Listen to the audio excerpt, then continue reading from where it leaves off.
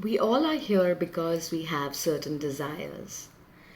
And as we have desires, it's fabulous. But are you willing to receive these different things in your life? Well, there are different ways that we reject receiving. And one of them is the energy of the word no. The more often you use the word no, the more you are declining something from showing up in your world. However, there are two parts to this. How do we do that? One is subtly, and the other is by actually using the words no. So, how do we do this subtly? How are we refusing the universe subtly without even knowing it? Let's say one of the goals that you have, the desires that you have, is to lose weight. And as you put that out and you dress well and you get out for the day, somebody compliments you. What is that you generally do when someone compliments you?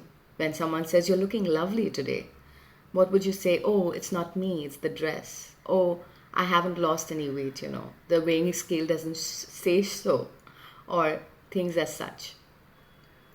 So when you do that, when you refuse those compliments, you are actually being the energy of no. Let's take one more example. For example, that all of a sudden you made a lot of money and people tell you around you, "You're doing so well in your life." And you tell them, "I'm not. I'm not really doing well. It's just hard work, hard or whatever."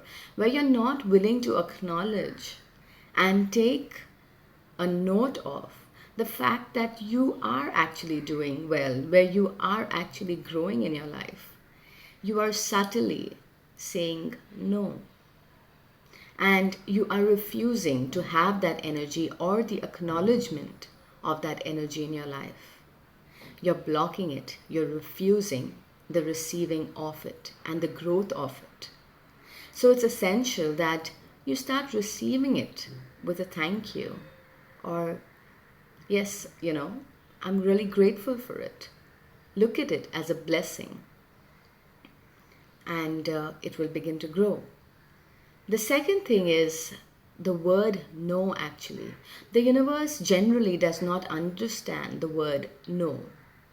No is negation, and negating anything over and over again is refusing. And hence, watch how often do you use the word no in your life, in your day, maybe in the next couple of hours. The more you use no, the more you are negating things around you. So what do you do instead? You're not going to continue to say yes, right? So be creative. Use different words. Instead of no, what could you use? If your child asks you for a candy and you say maybe tomorrow, or you can say next week, or something else.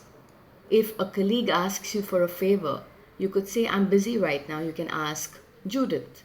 You can ask somebody else. So that is a creative way to kind of postponing it or saying no. And that is what is required. You are in a space where you are welcoming things in your life rather than continuously being the energy of negation. So how much no are you using in your life? So there's a two-part exercise for today. One, watch if you are subtly refusing what you've been asking for. And two, limit the number of no's that you use today. Let me get back on this. I am not asking you to be a doormat. What I'm asking you to do is find creative ways to say no. Limit the number of no's that you say today.